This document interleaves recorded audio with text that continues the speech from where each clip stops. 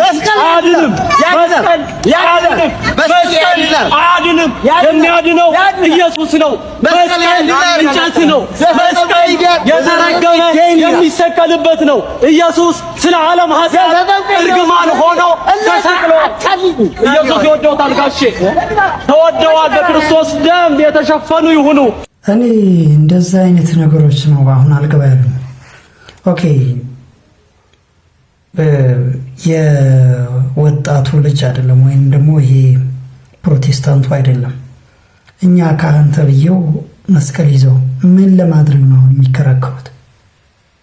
ለነገሩ እንዲህ አይነት አሰራሮች እንደ ንፋስ በነው ይጠፋሉ፣ ይታወቃል።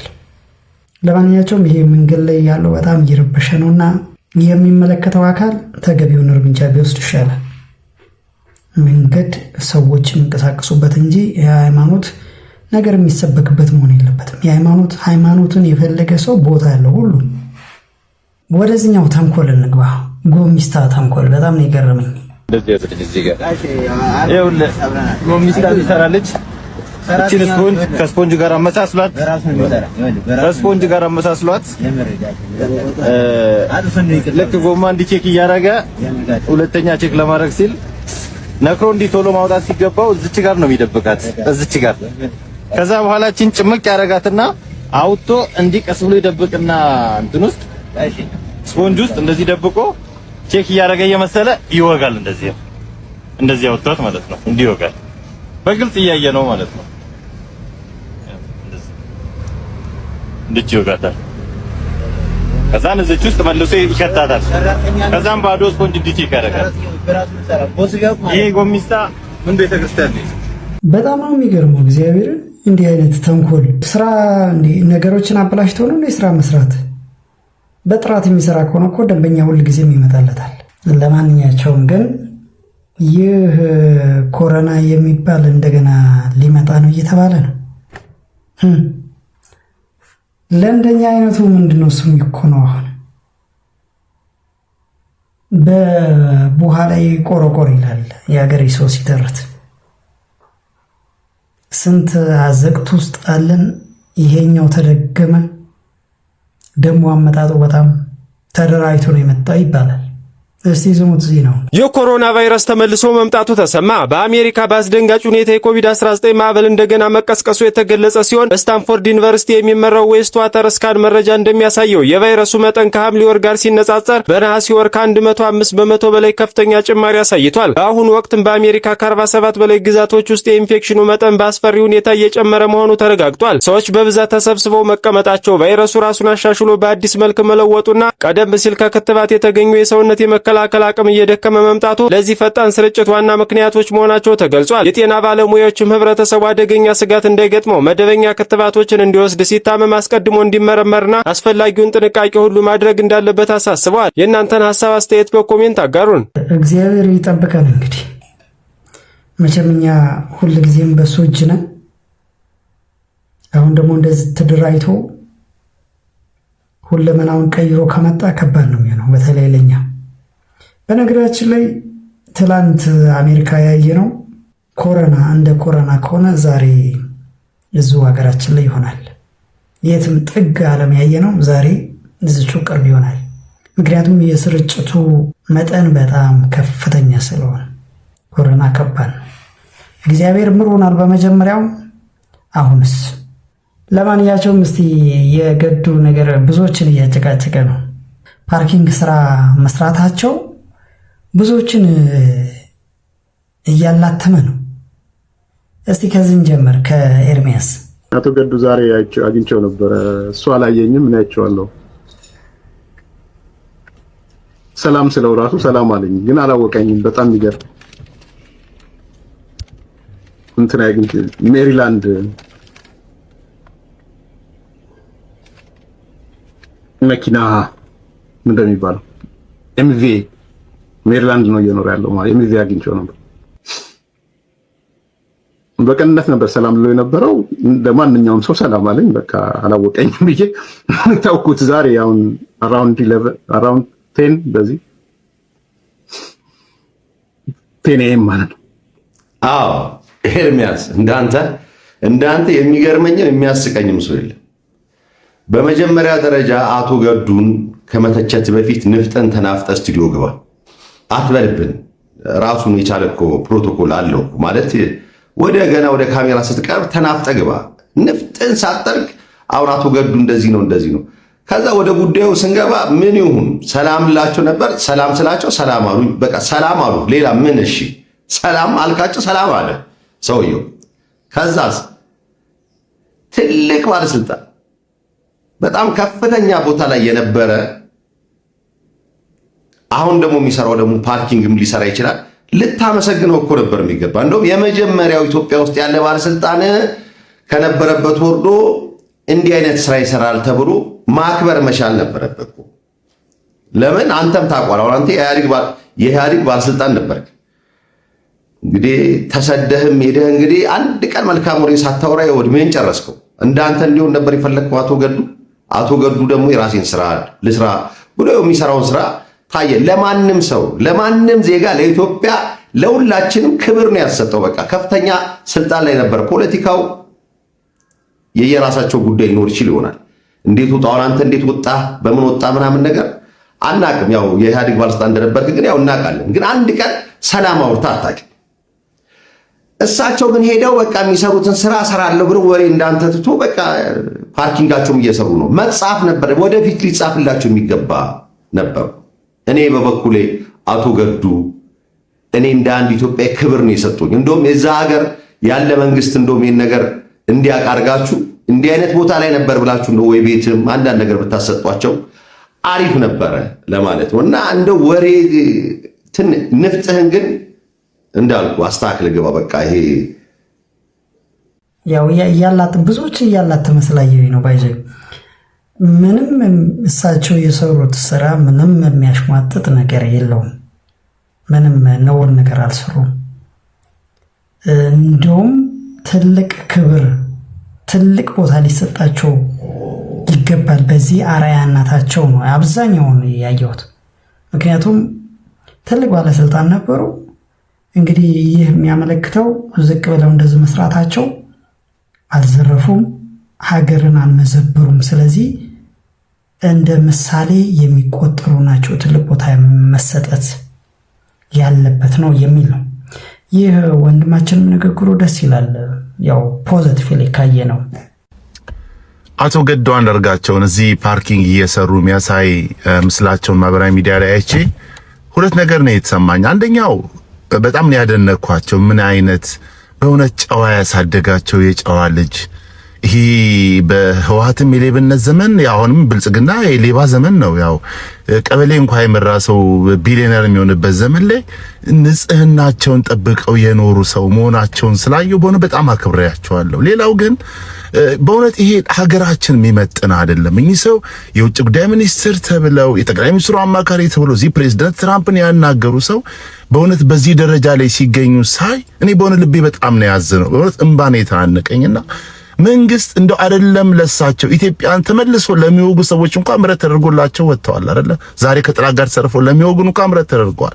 ምሕረት ተደርጎ ሀገራቸው ቢገቡ በእውነት የመንግስት ልዕልና፣ ጨዋነት፣ ይቅርባይነት በእውነት ሊያሳይ የሚችል ነውና እኔ ሀገራቸው እንዲመለሱ እንደው ቢደረግ ብዬላለሁ። በእውነት ይሄ ኢትዮጵያን አይመጥናትም። ያገለግላትን ሰው ኢትዮጵያ የምትጠላገር አይደለችም። እዚህ ጋር ምናልባት በእኔ ያረዳድ አንድ የሆነ ትሬንድ ያለ ይመስላል የኢትዮጵያ ውስጥ እና አፍሪካ ሀገር ውስጥ ጠቅለል ሲል ማለት ነው። ምናልባት ዲቴል አላውቀውም፣ ግን የተሾመ የተሻረን እያሳደደ የሚኖርበት ነገር አቁሞ ይልቁንም ደግሞ በምህረት በፍቅር በቃ እንደ ማንኛውም ሰራተኛ የሚኖርበት። በእርግጥ ያው አፍሪካ ውስጥ ሊደሮች ትንሽ ጥሩ ያልሆነ ነገር ስለሚያካሂዱ ይመስለኛል ከሀገር እንዲሰደዱ እንዲህ አይነት ነገር እንዲገጥማቸው የሚደረግ። ዞሮ ዞሮ ምንድነው እሱ አሁን እሳቸው እዚጋ እንደ ምሳሌ ነው የተወሰዱት። ምክንያቱም ከዚህ በፊት እንደዚህ አይነት ነገር ያደረገ ስለሌለ። እስቲ ደግሞ ወደ ሌላው ክስተት እንሂድ። እቺ ህፃን ልጅ ናት። ከትግራይ ነው የመጣችው። ከዛም እንግዲህ ያው ብዙዎች እንደሚያደርጉት የመንገድ ላይ ንግድ ያው ትሰራ ነበር። አንድ ቀን ግን የደረሰባትን ይሆ በእንባ ታስረዳለች። እንስማት እስቲ። ሰላማት ጋይስ፣ ራሴን ለመቆጣጠር ሞክራለሁ፣ ግን እኛ ትግሬዎች ይህንን ሁሉ መቻል አለብን። ግዴታችን ነው። የእናንተ ተውት ልንገራችሁ። እኔ የምሸጠው ሻምፖ፣ ሽቶ፣ ቅባት ምናምን እቃዎች ነው የምሸጠው፣ ግን እንደዛ የዞርኩ ነው የምሸጠው፣ ሰው እየጠየቅኩ ማለት ነው። ኖርማል ነው። ይሄንን የምሰራው ነው። የሰው ግፍ ምንም አይመስለኝም። ለምጄዋለሁ፣ ተገፍቻለሁ፣ ምንም አይመስለኝም በልማድ ምክንያት። አሁን ግን እየጠየቅኩ የሆነች ፖሊስ መጣ። ምንድነው ያሽ ምናምን አለችኝ። ልትገዛ መስሎኝ አይ ሳሙና ምናምን ስላት ንግድ ፈቃድ አለሽ ምናምን አለች። አይ ንግድ ፈቃድ እንኳን የለኝም፣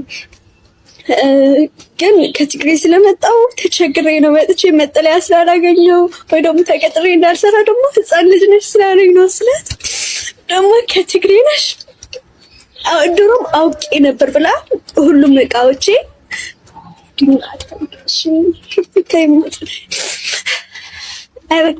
አይበክን አላለቅስም፣ ችግር የለውም። ምን አለች?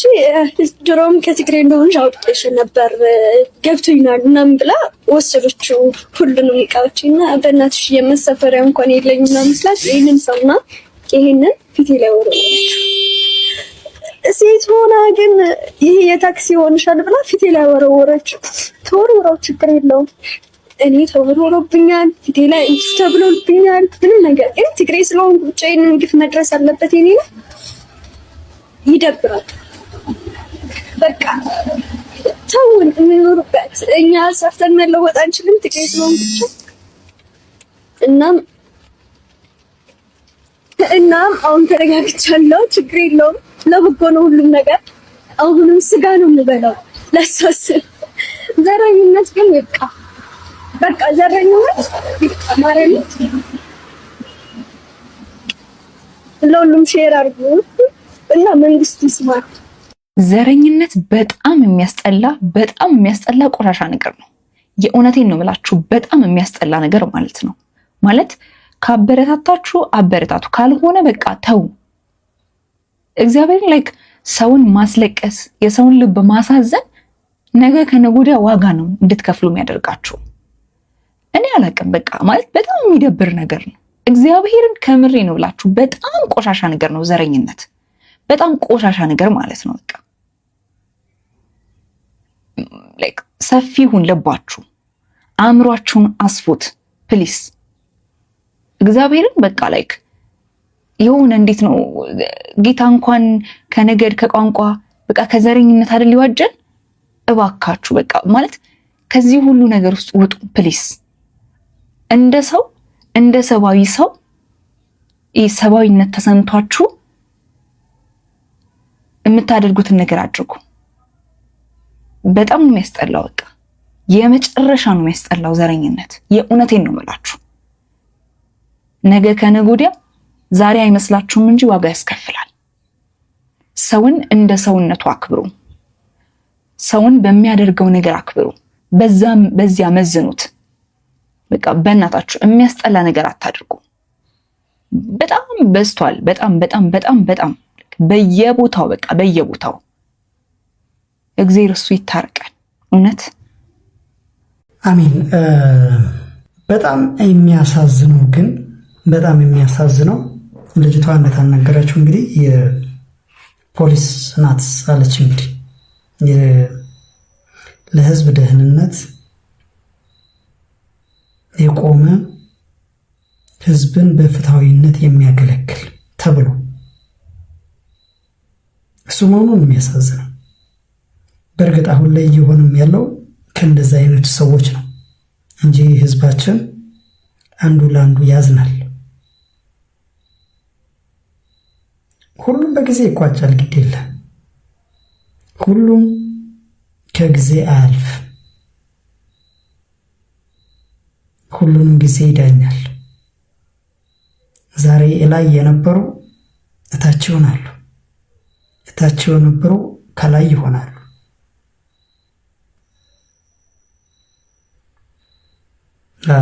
መማር የሚፈልግ የለም እንጂ ማስተዋል የሚፈልግ የለም እንጂ የአቶ ገዱም እኮ አንድ ምሳሌ ነው። ትላንትና ፕሬዝዳንት የነበሩ ሰው ናቸው። ወድቀዋል እያልኩ አይደለም፣ ግን ዛሬ ላይ ምሳሌ በሚሆን መልኩ ዝቅ ብለው ሀገርን ሳይዘርፉ እየሰሩ ናቸው። ለዚህም ሊመሰገኑ ይገባል።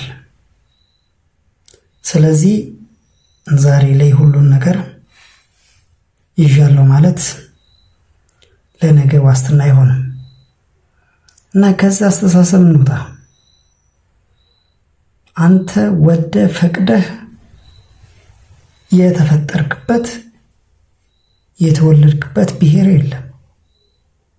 ሲጀመር ብሔር የሰው ልጅ መለያያ ሊሆን አይገባም። ጎራ ፈጥሮ ሰዎችን ከሰዎች የሚያባላ መሆን የለበትም። እንደዛ ነው የሚገባኝ። እዚህ ወደ ሌላው ቅርሳችን እንሂድ።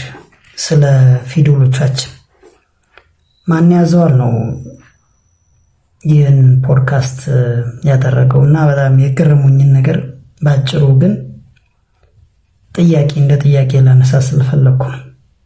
እስቲ መጀመሪያ ተነስሙት።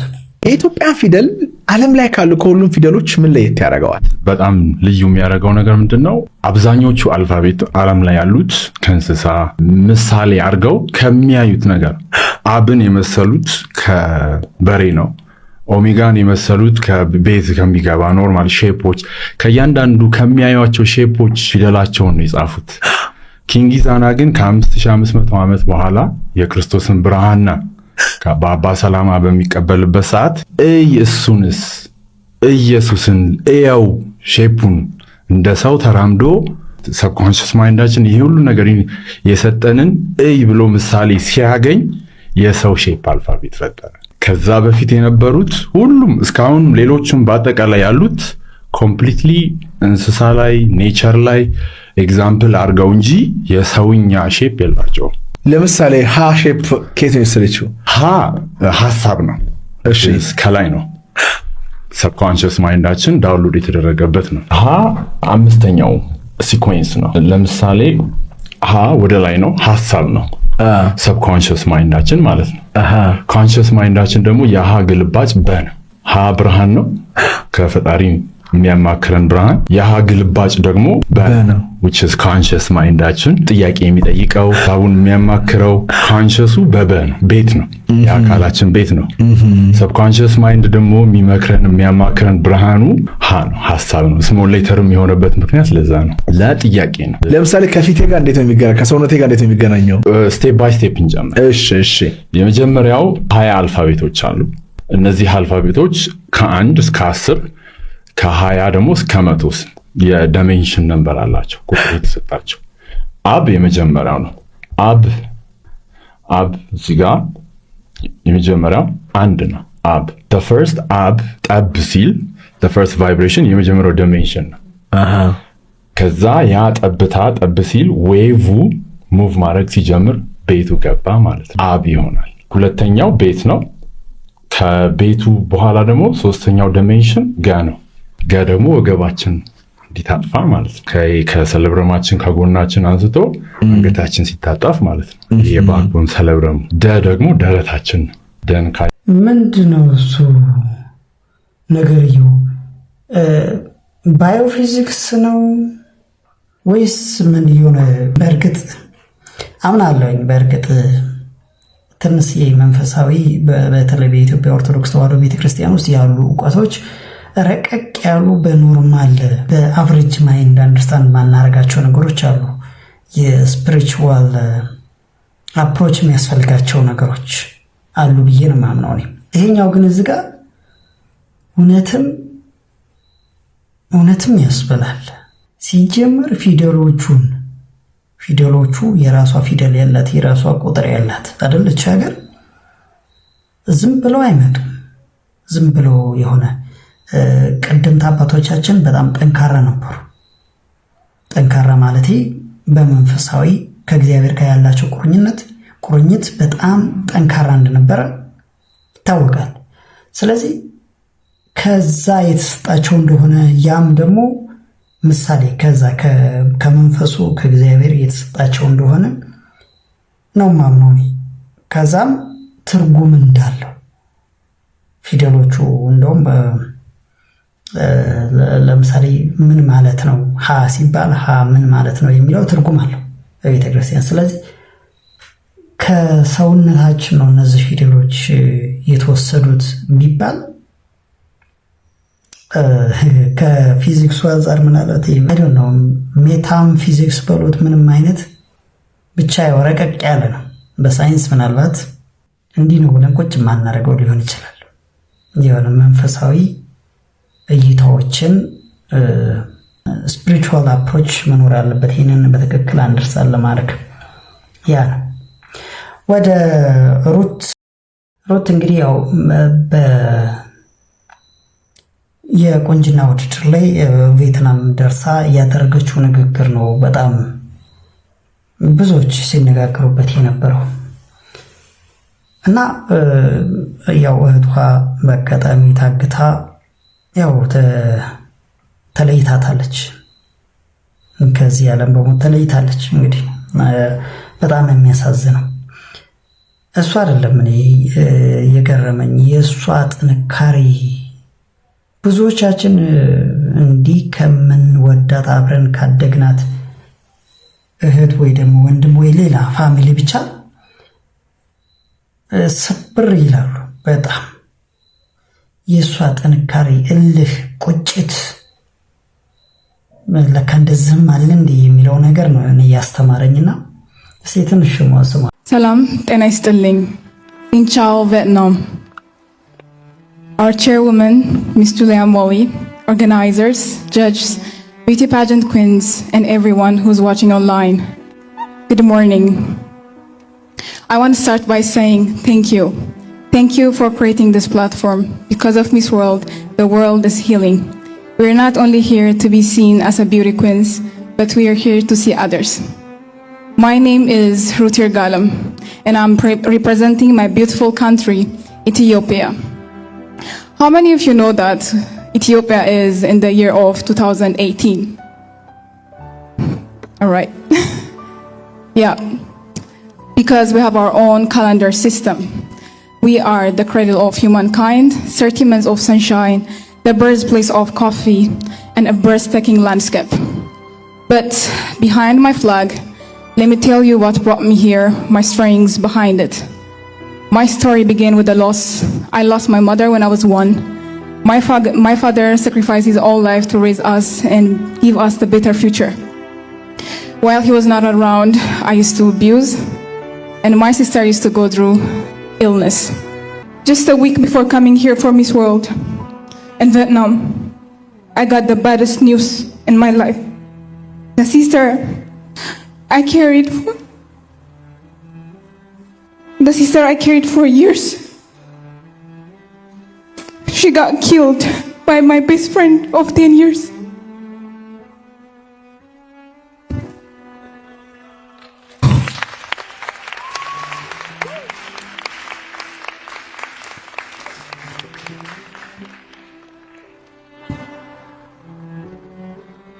I'm sorry.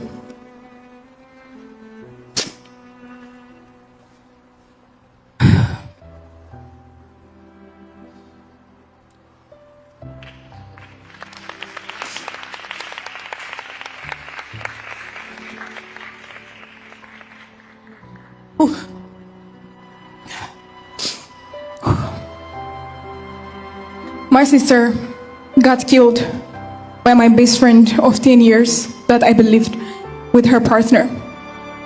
That's the sister I carried for my entire life. Even though she's my biggest sister, I carried her like a baby. That time, I felt like I failed. I got betrayed. Not only that part, they killed me a lot of times. I thought the seizure killed her because she had an epilepsy.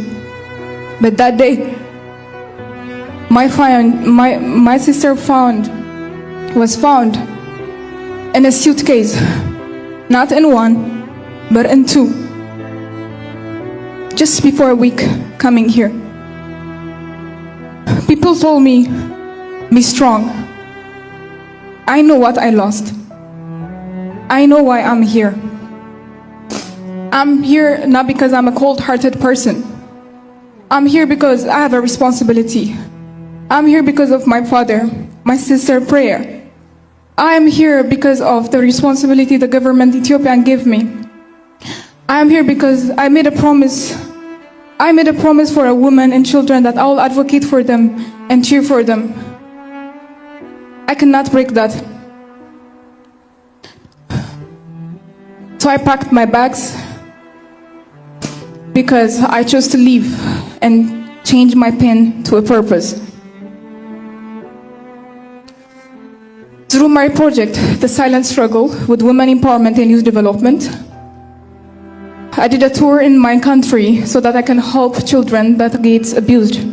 Parents, children don't only need food, water, they also need the mental health. That matters a lot. The children we protect today are the generation that will lead our world tomorrow.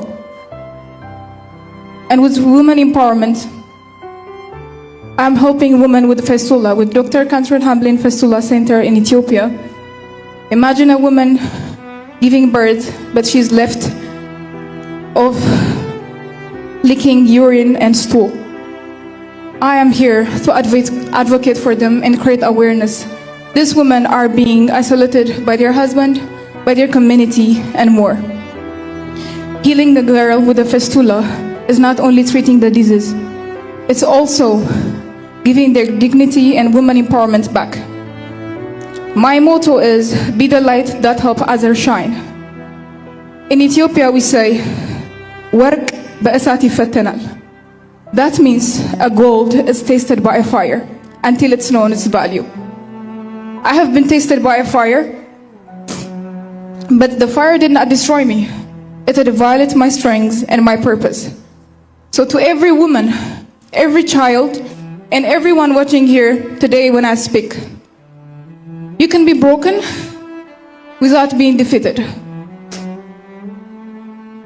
Someone will try to break your journey, but they do not write your ending. It's God. God knows your ending. I am Ruth Yergalem. I am the face of hope. I am Miss World Ethiopia 2026. And Lulus, I love you.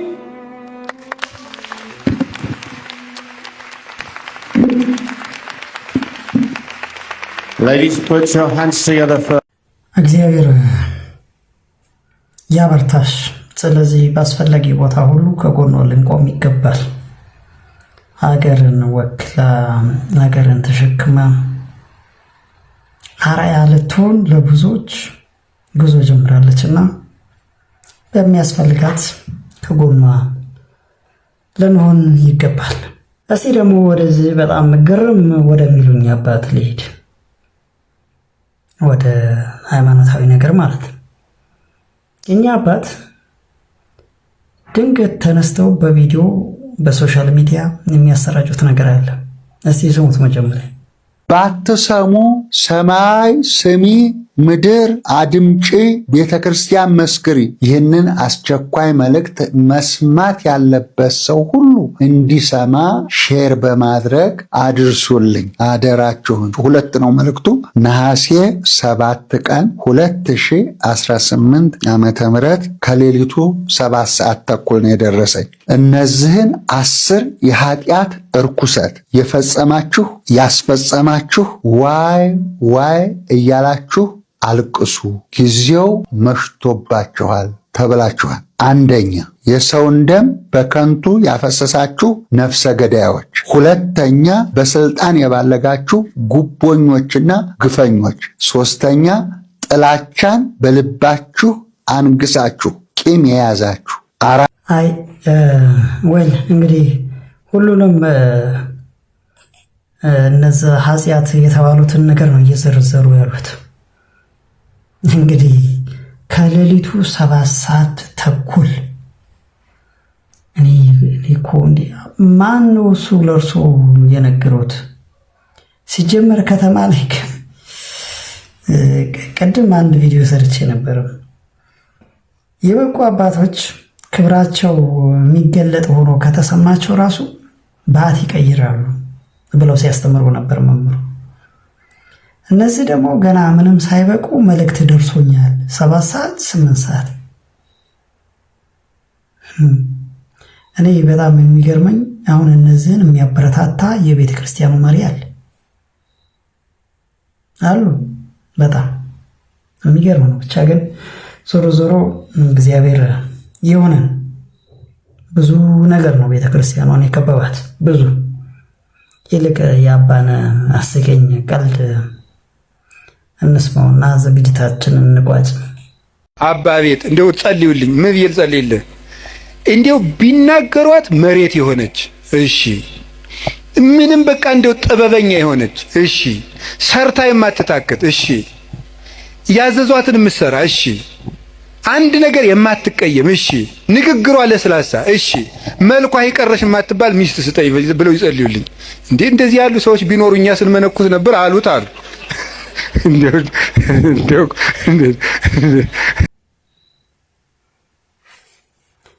አመሰግናለሁ።